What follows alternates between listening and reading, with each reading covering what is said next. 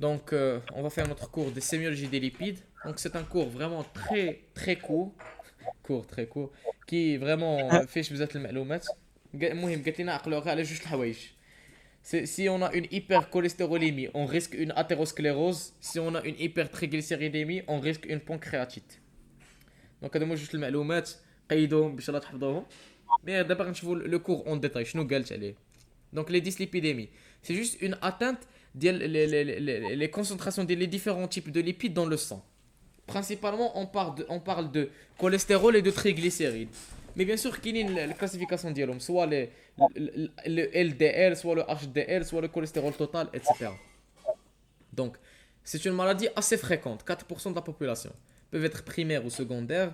La plupart sont athérogènes. On risque une athérosclérose, qui est l'un des facteurs de risque des atteintes cardiovasculaires, l'athérosclérose, c'est une dyslipidémie.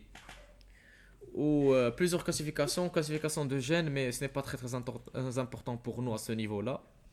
Donc, hyperlipidémie primaire ou essentielle, perturbation isolée ou indépendante du métabolisme des lipoprotéines. Ou bien, on peut avoir une atteinte primaire, ça veut dire qu'on a le métabolisme directement atteint. Donc, maintenant, l'insuline, on n'a plus la sécrétion de l'insuline pour qu'est-ce qu'elle fait là, on n'a plus la sécrétion du glucagon parce que le glucagon il dégrade les lipides. Donc, ou bien donc on a une atteinte qui cause le métabolisme il est malade. Donc le métabolisme n'est plus capable de se débarrasser des lipides. Donc puisqu'il ne se débarrasse plus des lipides, on aura une augmentation du taux des lipides dans le sang. Et peut être soit primaire ou bien secondaire. Secondaire, perturbation du métabolisme des lipoprotéines dépendante d'une autre maladie. C'est une autre maladie qui a comme conséquence une perturbation du métabolisme. Un exemple, كاين واحد لا مالادي في السيميولوجي ديجيسيف كنا قريناها صراحه نسيت عليها. لا ماشي هي فاك.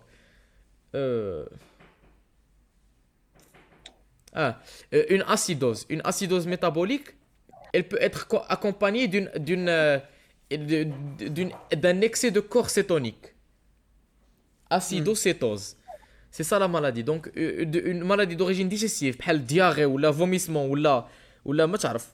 لا شنو في الديابيت؟ donc كتكون accompagnée معها un excès de corps cétonique. Donc, c'est une hyperlipidémie secondaire due à une acidose métabolique. Bon. Diarrhée chronique, d'atlik acidose, d'atlik excès de corps cétonique. Donc c'est Michel dit hyperdyslipidémie secondaire. Donc voilà, endocrinopathie, hépatopathie, néphropathie, maladie infectieuse, ça peut cause iatrogène, les traitements hormonaux, bien les antiviraux. Donc ce sont des exemples qui peuvent causer ce dyslipidémie secondaire. Classification des genres. Donc, on a soit l'hypercholestérolémie, l'hypertriglycéridémie ou bien mixte. On aura les deux à la fois. Donc, d'une manière simplifiée, c'est ce qu'on va voir cette année. Donc, au niveau d'une hypercholestérolémie essentielle, la forme majeure, ce sont les xanthomatoses tendineuses. Donc, on aura des dépôts lipidiques au niveau des tendons. Au niveau des tendons. Donc, on aura, si vous vous rappelez l'inspection, l'examen clinique. نعم. Xantamo, gérontoxin. Voilà, le xanthome ou gérontoxin, xanthome cutané ou gérontoxin, c'était des manifestations des hyperlipidémies. Donc, dans le cas de l'hypercholestérolémie, on aura des xanthomes mais tendineux au niveau des tendons. Et forme mineure, expression purement biologique et vasculaire. La forme majeure, lorsqu'on a vraiment un taux très élevé, c'est comme ça que ça va se manifester. Donc, je ne sais pas si on a une image.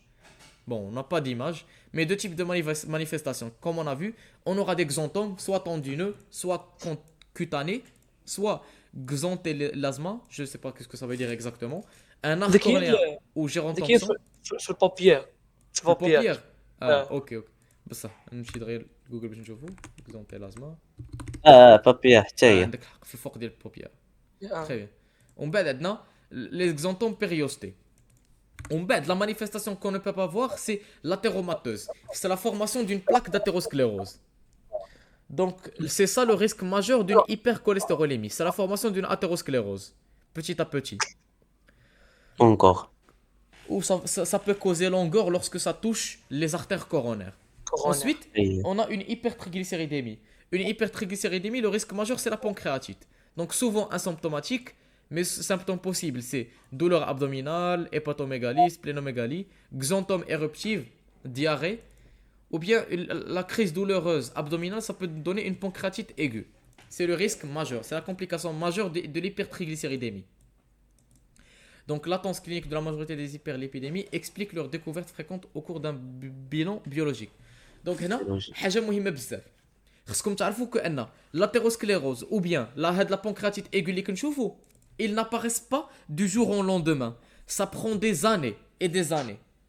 C'est pour cela, alhamdoulilah, que ça prend des années. واحد خونا يقدر يجي qui consulte pour quelque chose de normal, on lui dose un bilan, on lui demande un bilan biologique et on est capable dans ce cas de dépister une hyperdyslipidémie, une hypertriglycéridémie ou bien une hypercholestérolémie. Donc c'est une chose très très importante. C'est grâce à cette latente qu'on est capable de dépister, de découvrir au cours d'un bilan biologique, Allah, avant d'atteindre la maladie, avant d'atteindre la complication majeure. مزيان. Donc voilà. خاص تعاود تعاود لاحظ ديك اللعيبه اللي قلتي في الاخر. واخا تعاود لي حتى انا ياسين كنت كندوي مع خويا. L'hypercholestérolémie et l'hypertriglycéridémie, les maladies qu'ils peuvent causer, ils ne se produisent pas d'une manière rapide. Ça prend beaucoup de temps, des années même. ياكم. هادي متفقين معايا. دابا تخيلوا معايا اذا كانت كتوقع اليوم انت عندك hyper dyslipidémie, غدا تكون فيك l'athérosclérose. Est-ce que tu serais capable de la dépister? لا لا. داكشي كتجي معطله هي. فوالا. بيسكو هاد l'athérosclérose ما كتجي حتى مورا 10 سنين ولا 20 عام وانت عندك dyslipidémie ولا شي حاجه اخرى.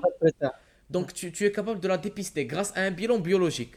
غير كتعبر الدم ديالو كتلقى انت عندك لي glucides ماشي glucides les lipides بزاف في الدم. Donc on est capable de dépister هاد les dyslipidémies avant même d'atteindre la maladie. مزيان؟ مزيان الفكره. Donc voilà. ومراها ميكست فين كنلقاو فيهم بجوج. كنلقاو اون بانكرياتيت, كنلقاو اثيروسكليروز, كنلقاو لي زونتوم كوتاني, توندينو, كلشي كنلقاو. Les deux à la fois. Donc exploration d'une anomalie, on va doser les lipides, le HDL, les LDL, les triglycérides, le cholestérol total, et bien sûr après 12 heures de jeûne strict. Mais يشربش وما ياكلش. Donc aspect du sérum, il est très très important. Est-ce qu'il a un aspect clair? Est-ce qu'il a un aspect chileux? Est-ce qu'il a un aspect كل aspect شنو كيعطينا فكرة. Voilà, clair, opalescent, trouble, lactescent, etc. ومراها عندنا la formule de Frey-de-Waal. Ça nous donne une idée. زعما إذا ملي كنعبروها est-ce qu'il est dyslipidémique.